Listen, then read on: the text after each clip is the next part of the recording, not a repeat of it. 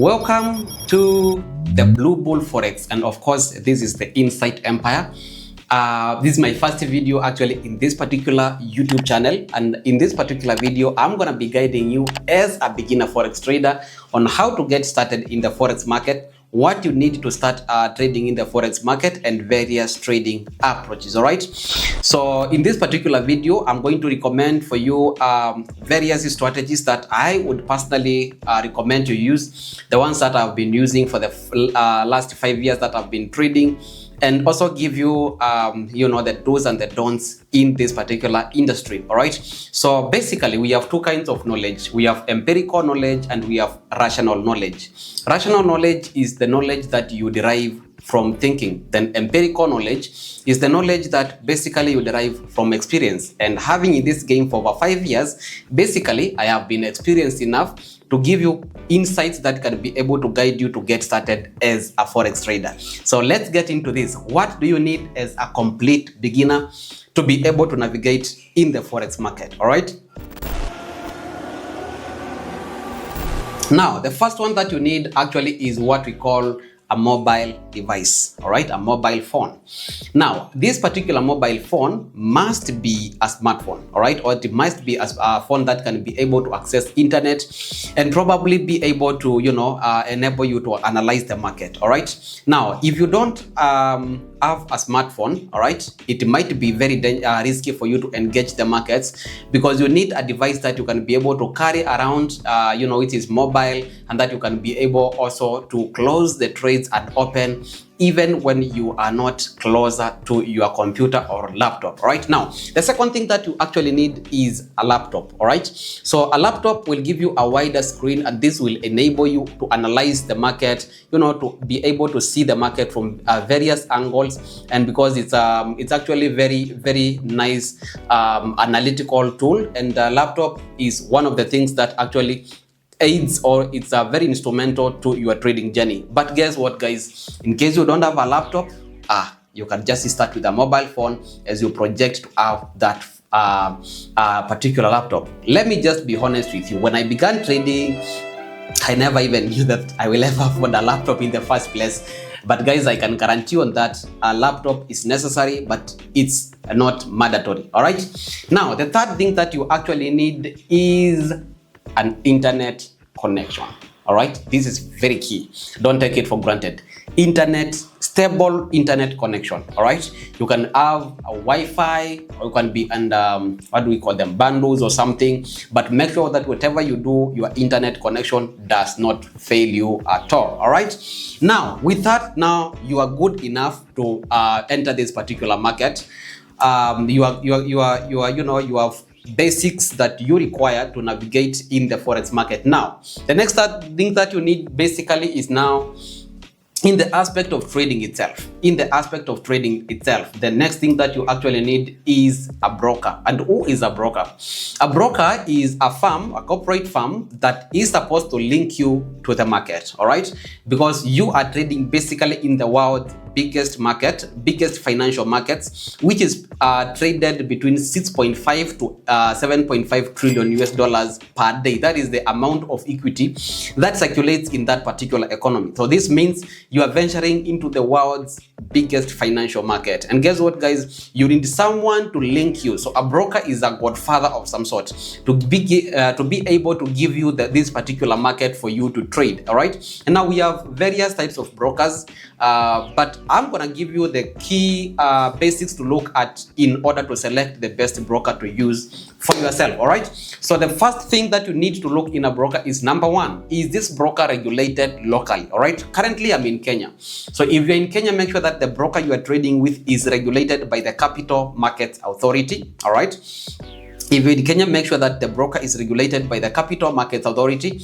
If you are in any other country, make sure the broker is regulated by the regulating body that governs, financial institutions within your environment or confines. All right. Now, the second thing that you need to inspect in that particular broker before you sign up is the spreads. All right.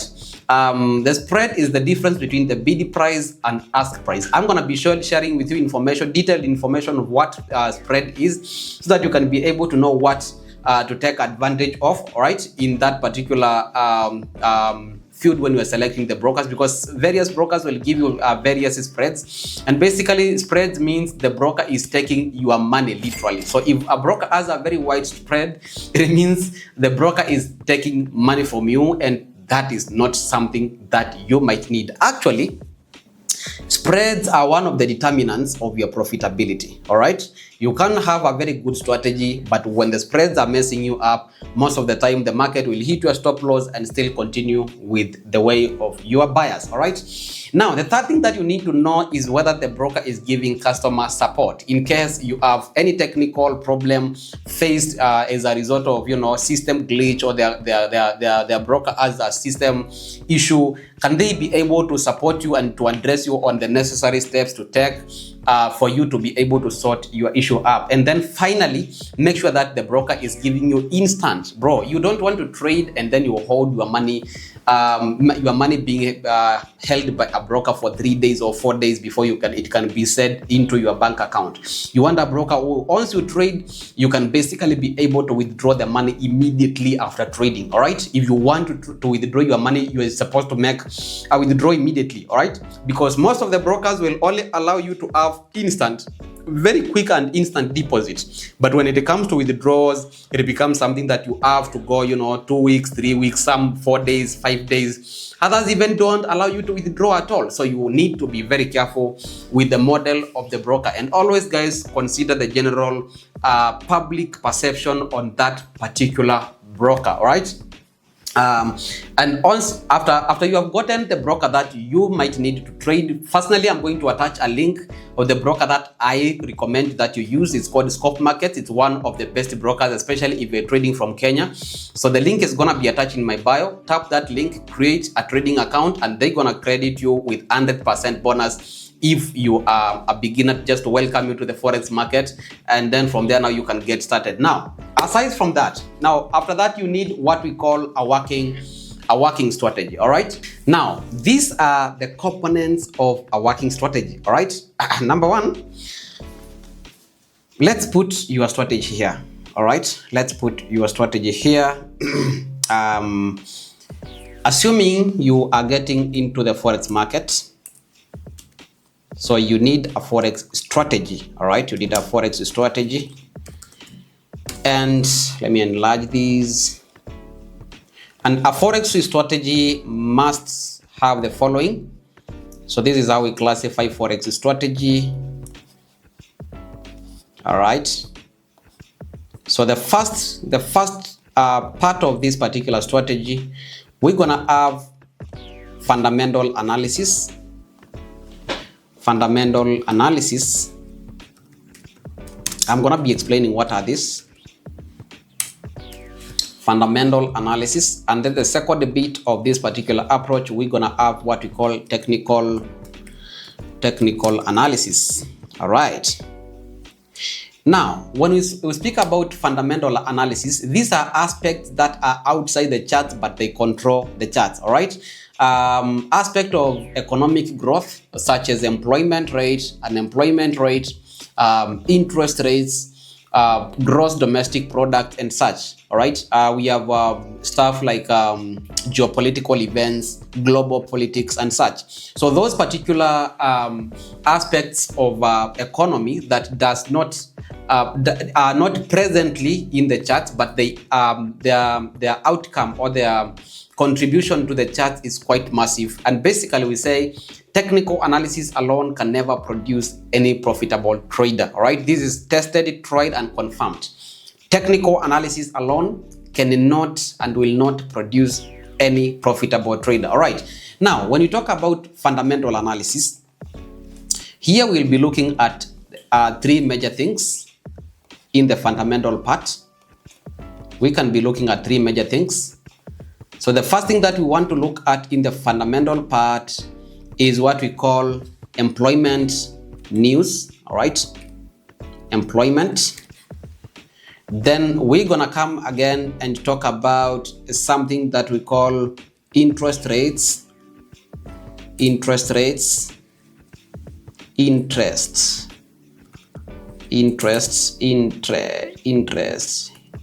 in interest rates. And the third aspect that we want to explore is what we call geopolitical events. All right, these are the major things that I would like you to focus on. Of course, there are so many fundamental aspects, but these are the major ones that I would like you to focus on. Geopolitics. All right, geopolitical events. All right. Now, when we talk about employment rates, this is where we will find things like what we call the non-farm payrolls. All right, non-farm payrolls, what we call the NFP. You can find it there. Then we have always statements, interest rates. These ones are controlled by something we call FOMC. That means Federal Open Market Committee, and this is a committee that basically deals with regulating interest rates, talking about employment and all that. And then geopolitical events. Basically, these you can focus in two things. We have major elections. All right. Major elections and economic policy. All right.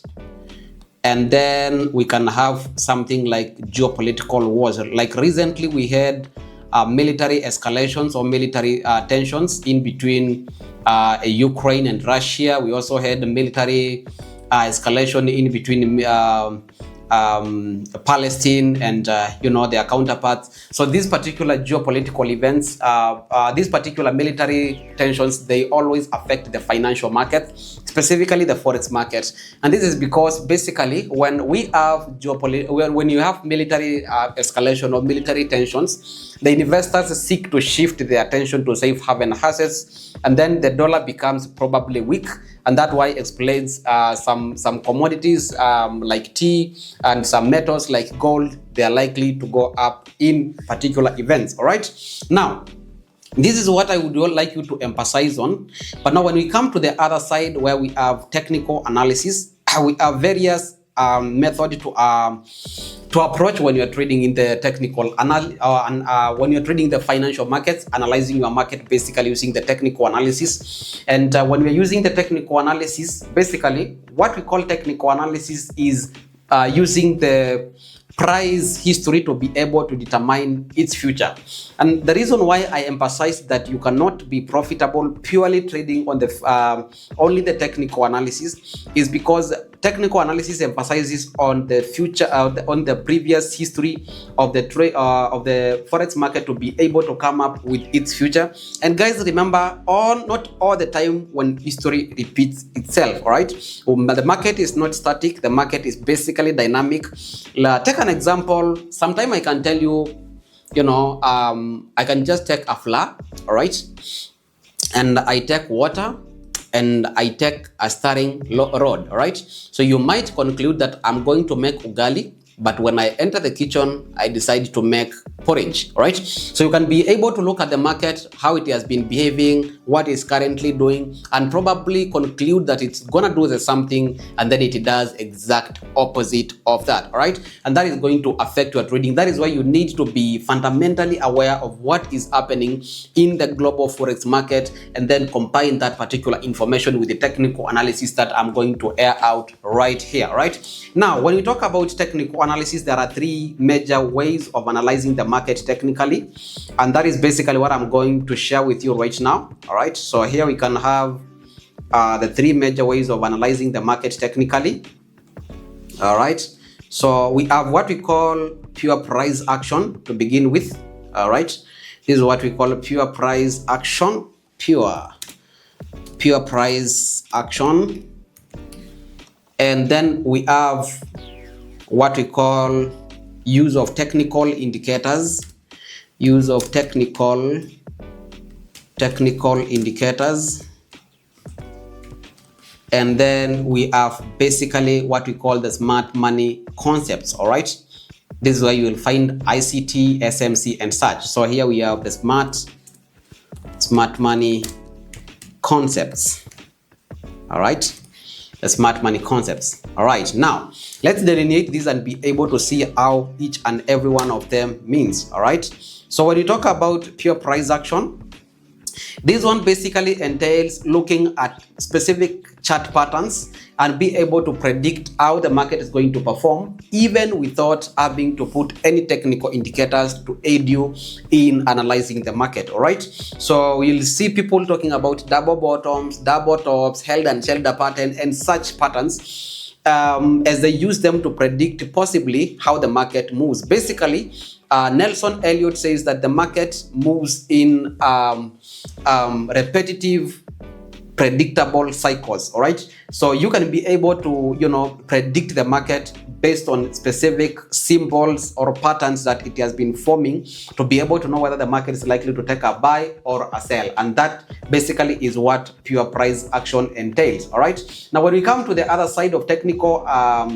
indicators, so we have so many indicators basically that can be able to guide you to indicate how the market is likely to go. We have something we call MACD, moving average convergence and divergence. We have something we call RSI, relative strength index. Back in the days we used to call it relative stop and reverse indicator. We have something like parabolic SAR and so much more indicators. So I'm going to be showing you indicator strategies that I used. And because most of the indicators are basically lagging, so I'm going to be delineating for you the best indicators to use in the next a video that I'm going to record. So I'm going to be sharing with you guys which indicators actually work, which indicator strategy did I use as a beginner trader, because most of the beginners start there. So we have so many of them. We have Ichimoku cloud, we have relative vigor index, and so many indicators. All right, now the third one is basically the last thing that I'm going to talk about. This is called the smart money concepts, and under smart money concepts we have various trading approaches. We have a strategy called beat market maker models. We have ICT, inner circle trader.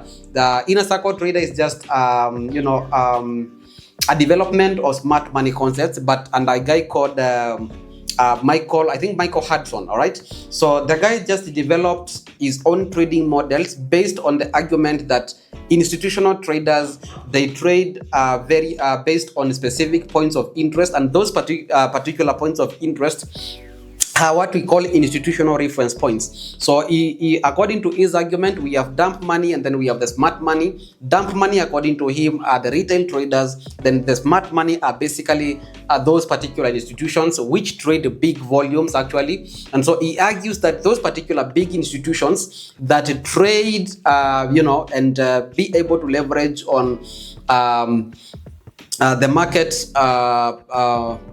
scalability, they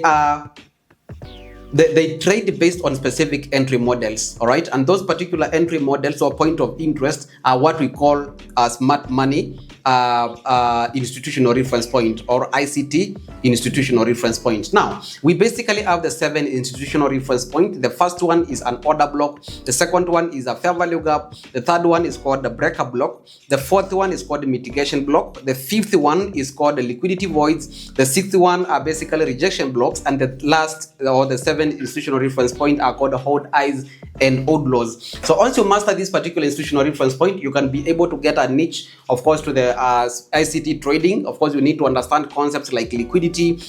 You need to understand concepts like the various kill zones. We have sessions and kill zones, so you need to understand all this information to be able to navigate this particular market quite effectively. So I'm going to be sharing you most detailed strategies now, since I've just done an introduction video to trading, and then I'm going to be able to guide you on step-by-step guide for you to be able to get to be profitable. So this is Blue Bull Forex. Thank you so much for joining. Attached below is a link of the preferred broker that I would recommend you to use, and also a Telegram channel where you can be able to get some trading insights and get information directly from me. All right, so until next time, it's a goodbye for now.